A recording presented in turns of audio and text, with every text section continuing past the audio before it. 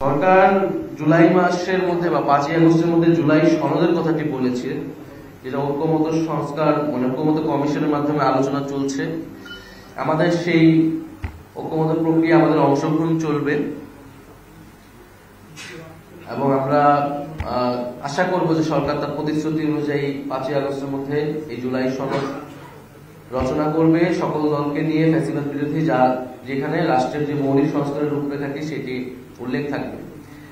জুলাই ঘোষণাপত্র দেওয়ার মেয়াদকালটি কিন্তু শেষ হয়ে গিয়েছে কয়েকদিন আগে, যেটি 30 কার্যদিবস ছিল, এবং সরকারের জায়গা থেকে এখনো কোনো ধরনের বক্তব্য আসলে আসেনি। এটি তারা কেন দিতে পারেনি বা আবার কবে দিতে চাচ্ছে বা এই ধরনের কোনো পরিকল্পনা।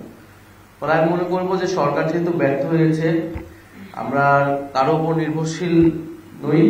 এই জুলাই ঘোষণাপত্রর দাবিটি আমাদের পক্ষ থেকেই উঠেছিল, সেই সময় বৈষম্য বিরোধী ছাত্র আন্দোলন এবং জাতীয় নাগরিক কমিটির পক্ষ থেকে উঠেছিল। অর্থাৎ অভ্যুত্থানকারী যে ছাত্র জনতা আমাদের সাথে যুক্ত হয়েছিল, তাদের যে নেতৃত্ব, আমরা মনে করি এটা তাদেরই দায়িত্ব। যদি সরকার বা যে কোনো রাজনৈতিক দল সেটি সম্মত না হয়, এটি অবশ্যই আমাদের দায়িত্ব এই ঘোষণাপত্রটি জনগণের উদ্দেশ্যে, জনগণকে সাথে নিয়ে এই ঘোষণাপত্র রচনা করা। ফলে আমরা আমাদের মতো করে এই ঘোষণাপত্র পাঠ করব। এটা ছাত্র জনতার পক্ষ থেকেই হবে। জুলাই গণঅভ্যুত্থানে যারা অংশগ্রহণ করেছিল, যে সকল শক্তি, আমরা তাদেরকে আহ্বান করব, তাদের সাথেও কথা বলবো। আমরা সকলকে মিলেই এটি, কিন্তু কেউ যদি সম্মত না হয় সেটা তাদের ব্যাপার, আমরা আমাদের দায়িত্বটা পালন করব। এটা যেহেতু সরকার দায়িত্ব নিয়েছিল, ফলে ব্যর্থতার দায় সরকারকে নিতে হবে বা সরকারকে স্পষ্ট করতে হবে সরকার কোথা থেকে বাধা পাচ্ছে, তাদের দ্বারা হচ্ছে না। সরকার যেহেতু স্পষ্ট করেনি, তাই আমরা মনে করি আমরা সরকারের উপর এটার জন্য নির্ভরশীল না থেকে আমাদের দায়িত্ব আমাদের জায়গা থেকে পালন করা উচিত। পরবর্তীতে সরকারের যে দায়িত্ব থাকবে সেটাকে কিভাবে আইনি প্রক্রিয়ায় একটা আইনি ডকুমেন্টে সেটাকে রূপান্তর করা, এবং সংবিধানে আমাদের তো অবশ্যই দাবি থাকবে এই ঘোষণাপত্র সংবিধানে অবশ্যই সংযুক্ত করতে হবে।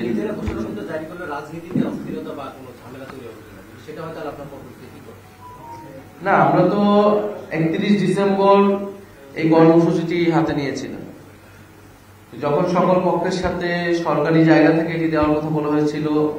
আমরা কিন্তু সেই কর্মসূচি থেকে কিন্তু ছাত্ররা সরে এসেছিল ঐক্যমত্যের স্বার্থে, এবং 31 ডিসেম্বর থেকে আজকে কতগুলো মাস পার হয়ে গেল।